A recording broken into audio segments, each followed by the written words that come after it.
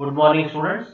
Myself, Ramchandra Deshpande, teacher Social Science from Jawahar Navodaya Vidyalaya, Haveri, Karnataka. I am going to take a chapter for 8th standard. Name of the chapter is the Indian Constitution.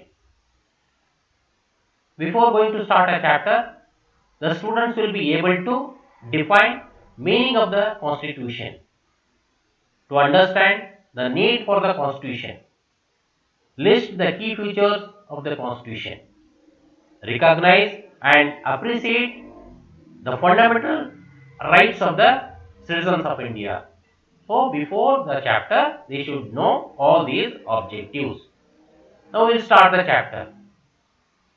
The meaning of the Constitution. In large societies in which different communities of the people live together, rules are formulated through consensus is usually available in written form. So, what is the meaning of consensus? It is all the people in the group, they will agree for rules. So, what do you mean by written constitution? A written document in which we find rules is called a constitution. India is having a written constitution. So, this is a constitution. So, now we will see the purposes of the constitution. Why the constitution is required? Why we need the constitution? The first one, to define the fundamental nature of our society. What type of society is there? So, second one, to define the nature of a country's political system or government. What type of political system or government is there? It will be decided by a constitution. So, now we can take the example. So, here the King George III of England. So, it is called as a monarchical type of government. Second one is presidential form of government like America. So third one, parliamentary form of government like India. India is having parliamentary form of government. Now another one is there. There is a dictatorial. So Adolf Hitler of Germany. So he is an example of dictatorship. So it is also one type of government. So it has to be decided. So now to lay down the rules that guard against the misuse of authority by political leaders. So sometimes all political leaders misuse the authority. So it will be taken away by the constitution while framing. So the next one, to safeguard the fundamental rights of the citizen. So the constitution has given the fundamental rights, so it will safeguard the fundamental rights of the individual. Now we will see afterward the fundamental rights. The fundamental nature of the society. It lays out certain ideals that form the basis of the kind of country that we as the citizens aspire to live in. A country is made up of different communities of people who share certain beliefs. In our country, different religious communities are there. According to their nature, the constitution should be framed. So, it is the fundamental nature of the society. Now, next one, it should be based on ideals. A constitution helps serve as a set of rules and principles that all persons in a country can agree upon as the basis of the way in which they want the country to be governed. This includes not only the type of government but also an agreement on certain ideals. It should be based on certain ideals. So the constitution should be written certain based on certain ideals. So you can see the Nepal constitution. The Nepal was a monarchical form of government. King Janendra was ruled earlier. The earlier constitution adopted in 1990 reflected the fact that the final authority rested with the king. So the people don't want this type of constitution. So they started people's movement. So people's movement started in Nepal fought for several decades to establish democracy, and in 2006 succeeded in putting an end to the powers of the king. So they adopted a new constitution and they fought several movements. Why they don't want this type of this type of constitution? the Nepal constitution, what they did, the people had to write a new constitution to establish Nepal as a democracy because they don't want to continue with the previous constitution.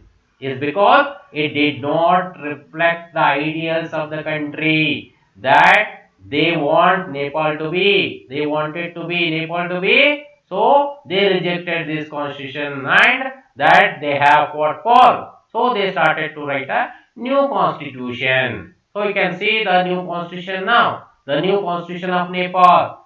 They got the new constitution in the year 2015. So by moving from a monarchy to a democratic government. So they moved from monarchical form of government to a democratic form of government. So needs to change all its constitutive rules in order to usher in a new society. So this is why the people of Nepal adopted a new constitution for the country in the year 2015. So they rejected earlier constitution and adopted a new constitution in the year 2015. Now the second purpose of the constitution, nature of a political system. What type of political system is there? To define the nature of country's political system, you can take the example of Nepal's earlier constitution stated that the country was to be ruled by the king and his council of ministers. So they did not agree this type of constitution. And in a democratic form of government, the constitution lays out important guidelines that govern decision making within these societies. Now we are having democratic form of government. In a democracy, we choose our leaders so that they can exercise power responsibly on our behalf. We are going to select our representatives, elect our representatives, so they will rule on our behalf. On our behalf, they are going to rule, but sometimes they will misuse the power. How they are going to misuse the power? We are going to see with an example. This is a classroom situation, is there? Now you can take here. Suresh is a class monitor. He is a class monitor. The class is going on. The teacher is taking class. But she will get some work outside. She wanted to go out from the class. She has given the responsibility of the class or to mend the class to a class monitor.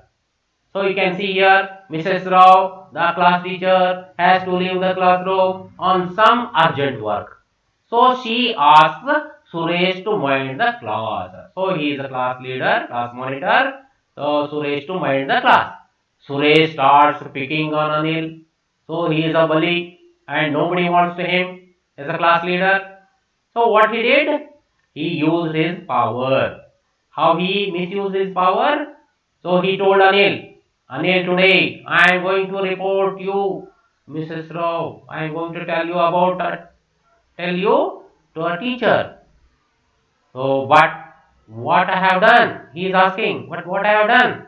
So he did not listen when teacher comes to a class. When teacher returns to a class, the class leader, Madam, while you were away, Anil kept talking loudly and disturbing the class. He would not listen to me. So teacher has to listen the words of the class monitor because she has given the power to the class monitor. So when she came to the class, she started to Anil. Anil, you will have to stay back after school today and write. I will not disobey the class monitor 100 times. So she gave the punishment to Anil without listening the Anil. She has to depend upon the words of the monitor. But ma'am, I did not do anything. The Anil used to tell I did not do anything, but she did not listen the words of Anil. She gave the punishment to Anil. So this is the misuse of power. So the class monitor misused the power. Now we can take the another example of majority. So sometimes majority also fails. So how it fails? Another important function that the constitution plays in a democracy is to ensure that a dominant group does not use its power against other less powerful people or groups. The next story tells about the one such situation in the classroom. So it tells about the majority. So sometimes majority fails. How it fails? You can take the example, the classroom situation. Games period is going to start. Games period is there. Almost all girls are sitting in the class. They are thinking about the games. Let us play basketball today for a change. So they are thinking that we can play today basketball. Every day we are playing different games. But today we will ask to our madam, we will play a basketball. So girls are thinking like that. So how the boys are thinking? Boys are thinking, now we will play a cricket. So they are thinking, we will play today a cricket. So the boys are telling about the cricket, the girls are telling about the basketball. What the teacher will decide? When teacher comes, teacher decides to settle the problem with a show of hands. So she asks the students to show off your hands. If you want to play a cricket, to raise your hands. So suddenly the boys want cricket, they raise the hand for cricket. So what they told, hey, we have won. So because obviously there are more boys in the class.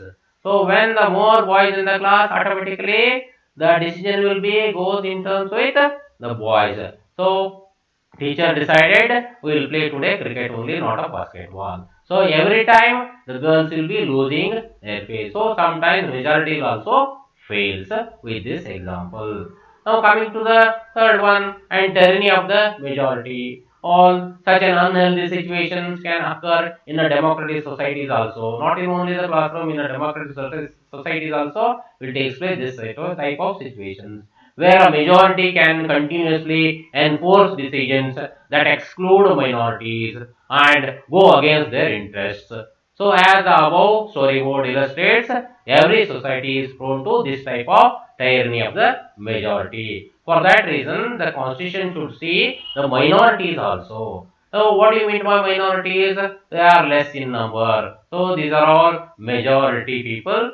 They are in this situation you can see here minority majority. In the Indian situation you can see here in northern part of India the more number of people speaking Hindi. In southern India very less number, they are in minority, they are in majority. But while framing the constitution, if they are giving more preference to majority means that will not work. So the constitution usually contains rules that ensure the minorities are not excluded from anything that is routinely available to the majority. So minorities and majorities should be taken into consideration while framing the constitution. Now we can take another decision. Everybody's responsibility to take a correct decision. It is the responsibility of not only one person. Everybody's responsibility there to take the correct decision. The third significant reason you can see why we need a constitution is to save us from ourselves. So why we want a constitution? We have to save ourselves. This may sound strange, but what is meant by this is that we might at times feel strongly about an issue that might go against this. We can take the example how it will be. So, in the family, the Shabnam, why are you looking so worried? So, the family members of Shabnam, they are sitting and watching a serial in the TV. The Shabdam is sitting outside. Now Shabdam is thinking that I want to watch this TV program because all the family members are watching a TV. But I have a test tomorrow. I am having a test tomorrow. If you all watch TV, I will also want to watch. I have an idea. What if no one watches TV tonight? Then I may not tempted. So don't watch TV. So if you watch, I will also be tempted. So who has to take the decision here? Now this is also a problem. How it will be solved? You can see now. So she is thinking now, all are watching the TV, the family member they are sitting and watching the TV. She is sitting and reading, but while reading, she is thinking, I have 2 chapters left to revise for tomorrow's test. Tomorrow test is there. She has to revise 2 chapters. But it is time for my favorite TV program. TV program is going on same time. I dying to watch, but I do that. I won't have time to finish my revision. If I watch my TV serial, definitely I will not get a time to read or revise. So what she did, she left watching the TV and read. Next day she wrote an exam, and it's good thing I did not watch TV. There are so many questions from the last two chapters came. So she did not watch the TV. She wrote a very nicely examination. If she would have watched the TV, she would have not written very well in the examination. So the decision is taken away by the Shabnam is good. So this type of decision should be taken. Now you can see the while the framing of the constitution also we should take this type of thing. Similarly, the constitution helps to protect us against certain decisions that we might take that could have an adverse effect on the larger principles that the country believes in. So a good constitution does not allow these whims to change its basic structure. It does not allow these for the easy overthrow of provisions. So that guarantees rights of citizens and protect their freedom. Now we will summarize a written document in which we find rules is called a constitution. The main purposes of the constitution to define the fundamental nature of the society, to define country's political system, to safeguard fundamental rights, to lay down rules that guard against the misuse by leaders. Due to people's movement, Nepal adopted a new constitution in 2015. Okay, thank you.